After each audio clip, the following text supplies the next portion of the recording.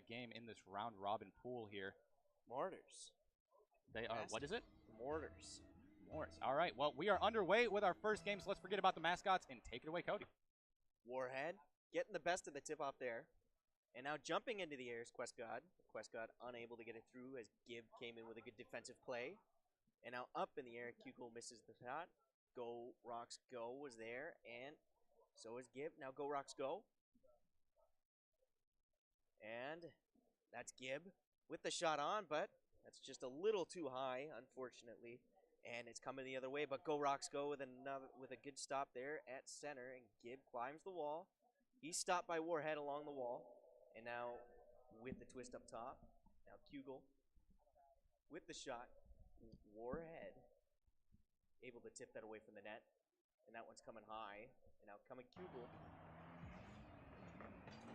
West God along the wall, on the ceiling, and he's stopped by Go Rocks Go. Now Warhead with it. So we are seeing a lot of fundamental Rocket League here, but hold on, wait a second, Gib cleaning it up. I was about to say we're seeing two teams feel each other out, not really finding any stellar opportunities yet, but right as the words come out of my mouth, Gib puts one away for Waterloo. Waterloo up 1-0, and Gib's been he's had some pretty good jumps to this point. It's still early on. We still got 4 minutes to go here. And now Gib again, another big touch, getting it into the zone, but jumping in is Warhead to tip it away. But there's Go Rocks Go. He's coming in, driving towards the net. Kugel not going to let it go. Gib with an attempt, and that's a little too high. And now Kugel trying to get through center. Go Rocks Go is going to send it to the side. And now up the wall into the ceiling is Warhead. That one just missing. And now Kugel steering it towards Waterloo danger zone. And Gib. Warhead back to Gib. And now Kugel with a drive. And that's stopped by Go Rocks Go. And now Gib tips it along. Go Rocks Go with the attempt that's off the bar. And now there at center is Warhead driving it into the corner. Gib able to steer it up to center. Gib moving along the wall with it. He's in. And oh my, a big stop by Quest. So we have seen a lot of really mechanically adept moves coming out from Waterloo here. Oh, not quite going to work on the Warhead. shot. We've seen these really high-level mechanics trying to come out from Waterloo. We've seen them attempt a couple flip resets, I believe even a ceiling shot there at one moment that we haven't really seen from McMaster, and I'm worried that it may spell disaster as Waterloo warms up and starts to find their footing in this series. Absolutely. Waterloo has looked dangerous to this point. We haven't, on the side of offense, we just haven't seen too much out of McMaster to this point, but we're still very early. It could just take a little bit for McMaster to find their legs, and who knows? Here's Warhead. Oh my, that one went right through. Nobody there to finish the attempt. And here we go. We got a couple of players going through. We're at center. Gib tipping it along. He's traveling with it. And oh my, Quest able to knock that one away. Go Rocks Go. Up the wall. Jumping in to help him is MD. Now there's another goal, and Gib has scored his second of the game. Yeah, really crucial for Gib to put that away as both of his teammates committed to that ball. If he would not have been able to score that, as well as I think a lot of his teammates being low on boost, it could have been a very solid counterattack from McMaster. Absolutely. So while Gib stepped up there and really made a fantastic thing happen, these players have got to be a little bit more careful about these double commits and watching the rotations. But for now, I'm chalking it up to first game, first series jitters. Oh, absolutely. There's Go Rocks Go, tipping it along. Oh no, oh my! The banger from around the long goal as MD is able to just put this one in off of a beautiful pass. Look at these team play. Absolutely beautiful. Nothing McMaster Maroon can do about that one. That was just unfortunate. Caught out of position by two players who clearly play together a lot.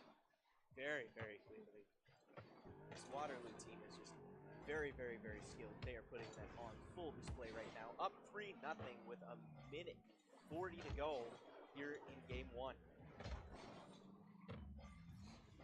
West God able to stay with it, but here comes Warhead. McMaster's trying to get something done. Unable to this point. That one's driven just past McMaster territory. And Kugel trying to get it in, but rejecting the attempt was Waterloo. On the offensive. Not for long though, as MD is able to drive it into the McMaster zone. Gibb there coming in. He's committed. And now able to drive it away is Quest God, but he's got MD traveling towards him. So something we haven't really seen right now is a lot of sustained offenses from McMaster Maroon. Really, when they do get the ball and go on offense like they're doing right here, they get only 1 to 2 shots before it is cleared away rather easily by Waterloo. And I think if you are McMaster going, especially into Game 2 and later in this game, you're going to have to figure out what is our offensive rotation doing wrong so we can have sustained pressure and build up an offense against them rather than these quick counterattack opportunities only. Absolutely. But late in the game, they seem to be finding their footing just a little bit. Quest God tipped along, but Gibb in the air, and Gibb's been very dangerous. He's got 2 today. Gibb with another attempt, and oh, they're just going to watch that one happen. Gibb puts them up 4 to nothing with 23 seconds to go here in game 1. Yeah, Gibb earning his hat trick on that one. Just a slow, perfect little ball as Quest God was out of position, stuck on the back wall. We have all been there. I've been there a million times. Unfortunately, myself, you hate to see it, but I'm sure Waterloo is a big fan as they have put up a commanding lead very late here in game 1. Now go Rocks go, unfortunately. Wait, oh, Gibb. Gibb's gonna, oh no, what a stop. Excellent opportunity off of that demo. One that doesn't quite work out, but still gets in the minds of the opponent, knowing that he can pull that stuff off by himself. In the air, Warhead knocking it into some safe territory. Oh! Almost a last-second goal for McMaster, but not quite at the end there. We saw a really dominating Waterloo throughout that entire series. I should say a dominating Gibb. 3 goals, but every goal from Waterloo was assisted. Every goal was goals, absolutely team played. Yeah, he had 6 shots, 6 attempts on net there. And something that's important to note is McMaster Maroon, I believe, only had 2 or 3 shots on net throughout that entire game.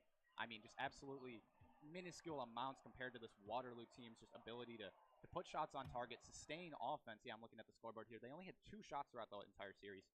And this is something that, I talked about it during the game.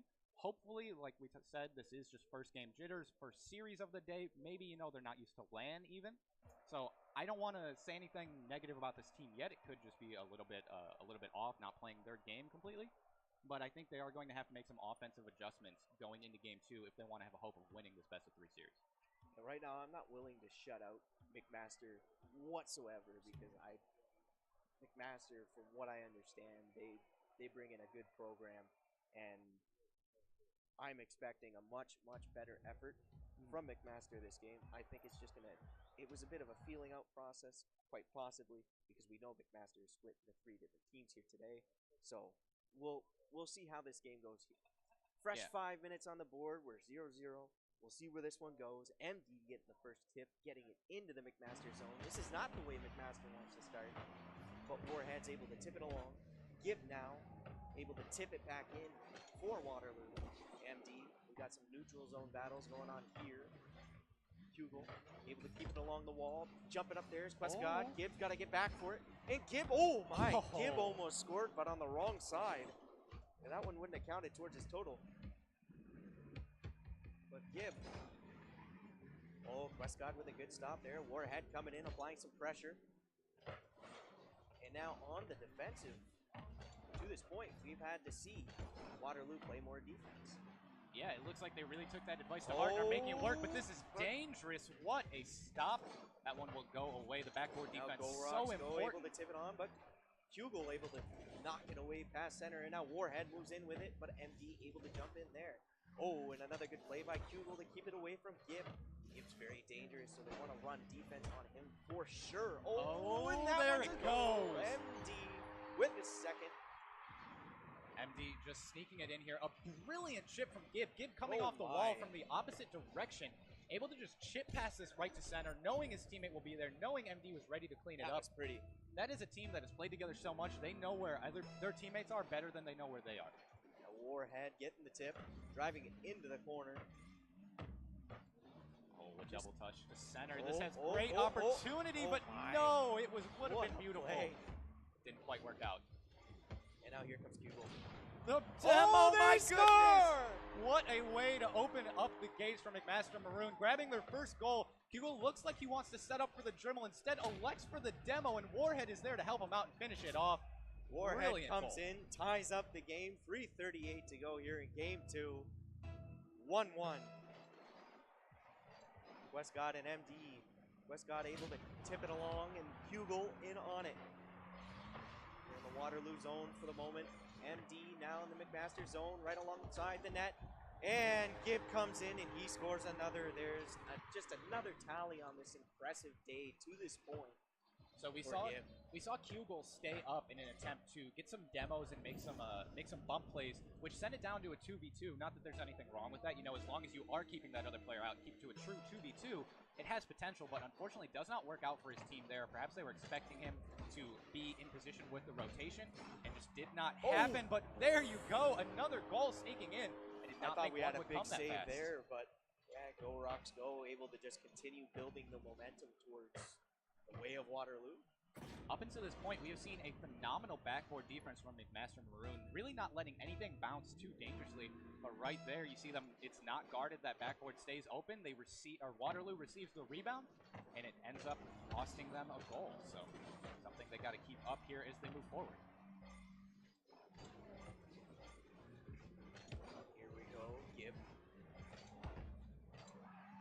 Up, MD, he's gonna knock it in. That'd be his second of this game. Yeah, third of the day so far. Second of the game. I think we're really seeing this perfect pairing of MD and Gibb. I mean, we have seen just absolute domination from these two. They are in McMaster's face almost constantly, and you really gotta love it. Go Rocks Go being kind of the third man, the defensive rock of his team, letting these two people who so clearly play phenomenally together do this offensive work, and it's working well. Hugel able to keep it away though. Give it center. Oh, that was close. But Hugel's able to come back and get it. Westcott up along the wall. And now Gibb with an attempt, but that's blocked almost immediately. Gibb with another attempt that's off the bar. And oh, it's a big stop by Hugel. Westcott there with Hugel. Now Gibb moves it along. Hugel's coming back. He'll collect it in the corner. Or will he? He'll just get a tip on it, but there's MD. And now Gibb in the air. Go Rocks Go, unable to make contact with it. And now coming in defensively, MD. He's going to pinch a little bit.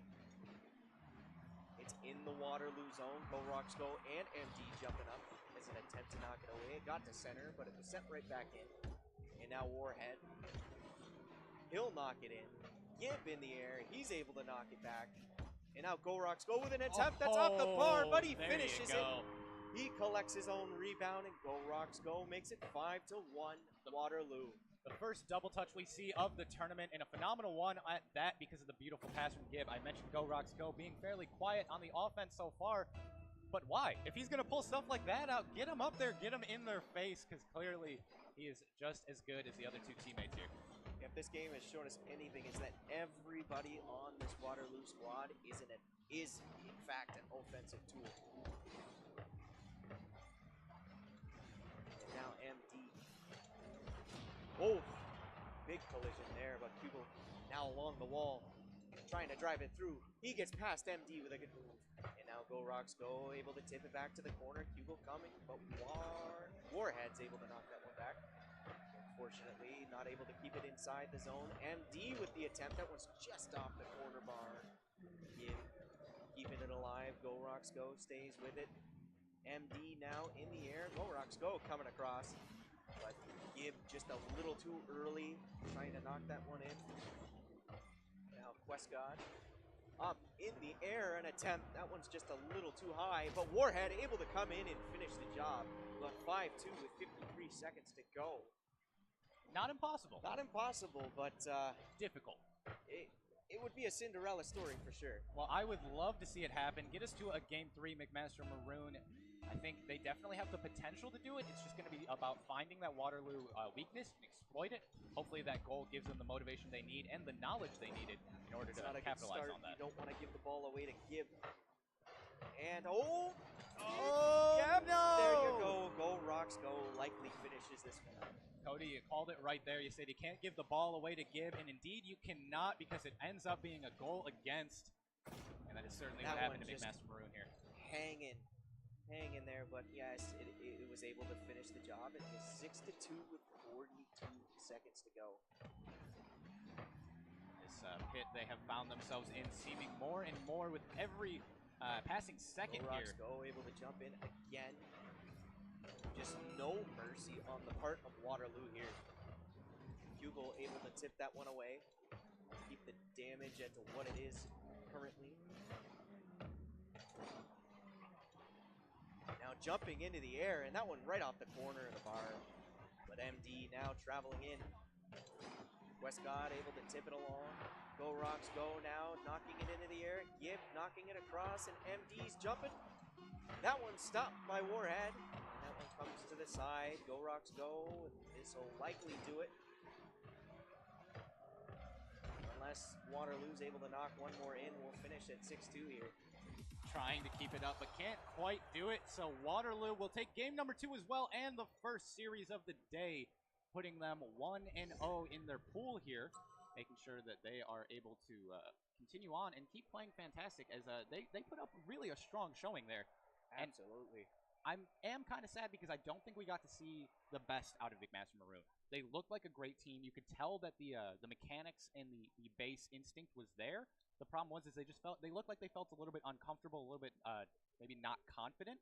If they can just boost that up, sit back down, play a few more games, and really start communicating with each other again, I think we'll see a very different McMaster Maroon team in just a little bit.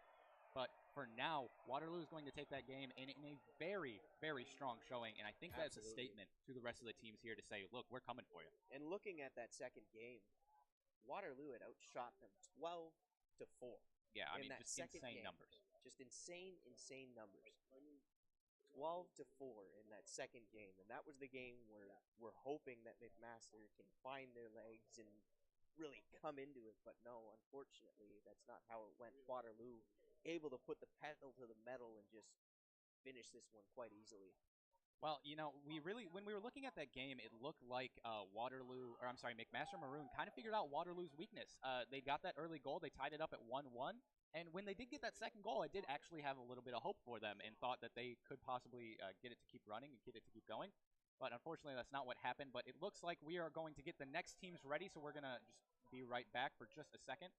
Go to a small break and see you for next series. See you in just a bit.